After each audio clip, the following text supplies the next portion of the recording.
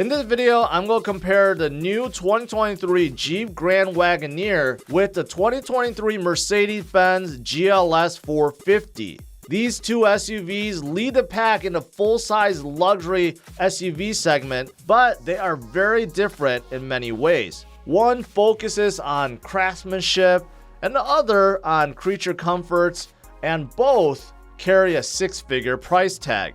So in this versus video, I'm going to break down 5 categories, including interior, powertrain, exterior, the drive, and finally the price. Which SUV is more luxurious and which one is worth that six-figure price tag? Let's find out. Number 1, exterior. There's no question Mercedes have been a leader in the luxury car market for a very long time. And the exterior looks to Mercedes are recognizable. There's elegance to it. There's a cachet to it. And that big Mercedes emblem, well, it stands out. Jeep, a newcomer in this space, is trying to make a big splash and a big name for themselves. The Jeep Grand Wagoneer's exterior does look good, but still there are some places that gives me a weird vibe. I like the total blacked out look. I think it looks very, very sleek and menacing that way. The front end with a 7-slotted grille, staple of Jeep, that's recognizable. With the Obsidian, you also get 22-inch wheels in addition to the blacked out look. But from the side, the Grand Wagoneer's overall shape looks quite awkward to me. The silhouette is not nearly as elegant as some of the others in this class. And the rear end also just looks like a big box. And if the Grand Wagoneer wasn't blacked out, I feel like there's just too much chrome everywhere. Now looking at the GLS 450, I'm a big fan of the exterior looks. I think Mercedes got the front grille right, the front end right, the side silhouette looks great, even the back end with the wide hips.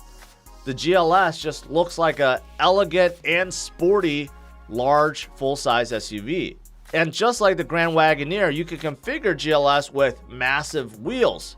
This one comes with 23-inch AMG wheels, and you could pair that with 325 tires in the rear. Overall, exterior looks is subjective, but for me, I'm giving a win to the GLS 450. I just think it's a better looking SUV. Number 2, powertrain. Jeep and Mercedes have very different ideologies when it comes to their big full-size SUVs. As for the Grand Wagoneers, there are 2 engines to choose from. The newly Hurricane engine that was just released, it's a twin-turbo 3-liter inline-6 that produces 510 horsepower and 500 pound-feet of torque. And with this new engine, the Grand Wagoneer can tow close to 10,000 pounds. Now, if you wanted that V8, you can still opt for one. A 471 horsepower 6.4 liter V8 is still available. Either engine will give you plenty of power. And whether you use it for short commuting or long road trips, both provide a very smooth driving experience.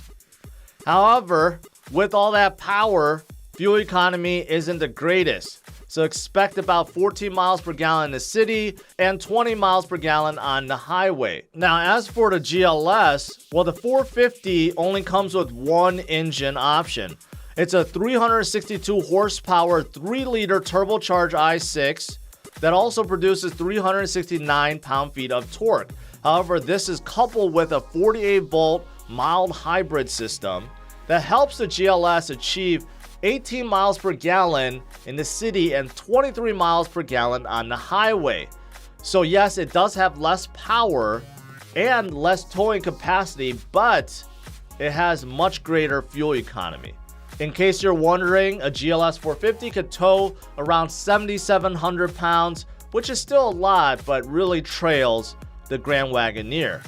In this class, I don't think anyone is judging a SUV for its fuel economy alone. Most are looking for that power and towing capacity, so I'm awarding a win to the Jeep Grand Wagoneer. Number 3, interior. As for the interior, both SUVs outdid themselves. Luxury, elegance everywhere, but one did it better. The new Jeep Grand Wagoneer has a massive amount of interior space. I would argue even more so than some small apartments out there. There's just so much room on the inside. Even in the third row, adults can sit back there comfortably. I'm 5 feet 10 and I have plenty of leg room in the first row, in the second row, and even in the third row. Even with the third row up, there's plenty of space behind for luggage, for groceries, for boxes, you name it. And when you fold out a second or third row, you get a massive amount of cargo room, 116 cubic feet. And that's actually more than what you get inside an Escalade or Navigator. Now, besides the space, the Grand Wagoneer's interior is absolutely blissful. There's textured aluminum, there's good contrast between the black leather and trim. Everything inside feels amazing. And you get Wi-Fi built in, you got interior cameras to monitor each passenger, in addition to a 360 camera that's on the outside. Also, passengers are treated to 18 USB ports, 9 total screens, 10 cup holders, a really nice speaker system, a built-in cooler. What more does a passenger need? Now, as for the GLS 450, the inside is also very nice. There's a good balance of aluminum, wood, and leather. There's leather everywhere, and every single surface feels good. And let's not forget the ambient lighting, which is throughout the entire GLS cabin. The first and second row of the GLS does give plenty of room. And for me, I felt comfortable in both rows. Unfortunately, the same can't be said for the third row. It's really reserved for kids only. And when you fold out all the rows, even though you do get more cargo room, just not nearly as big as this Grand Wagoneer. So for this category, I'm giving the win to the Grand Wagoneer. Number 4, the drive. Of course, with this price range, with this kind of class, you expect both SUVs to drive really nice, comfortable, and smooth. And that is the case.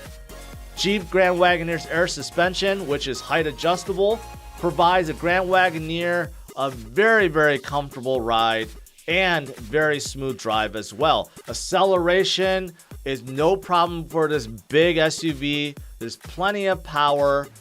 And inside, the seats are comfortable. There's no wind noise. There's no commotion at all. I was really impressed with how smooth the Grand Wagoneer was on the road. Now, as for the drive of the GLS, it's also very good. It's smaller, so it feels more nimble, and it's easier to park. It's also very quiet inside the cabin. You can configure the windows with acoustic film to make the GLS even quieter. It also has an air suspension that gives you height adjustability. But acceleration is also great too. With the GLS 450, acceleration is coming in at 5.5 seconds for 0 to 60. The exhaust sounds amazing, but there is one downside to the GLS, and that is the brakes. The brake pedal is very twitchy, it comes on too strong. For this category, I'm giving the win to the Grand Wagoneer as well, because overall, it's just more comfortable and it drives better. As for pricing, neither one of these SUVs come cheap. The Mercedes GLS 450 starts right around $80,000 as a base price, and a fully loaded with all the goodies can come in well above $100,000.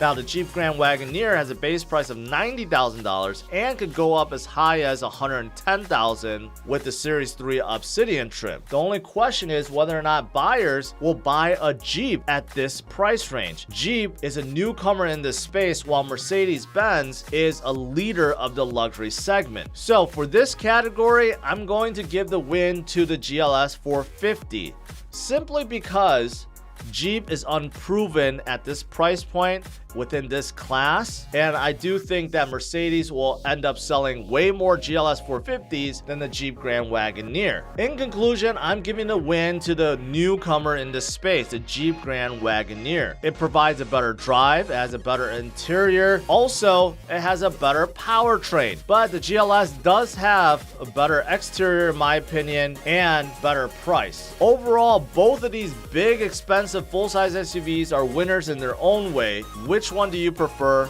Leave your thoughts below.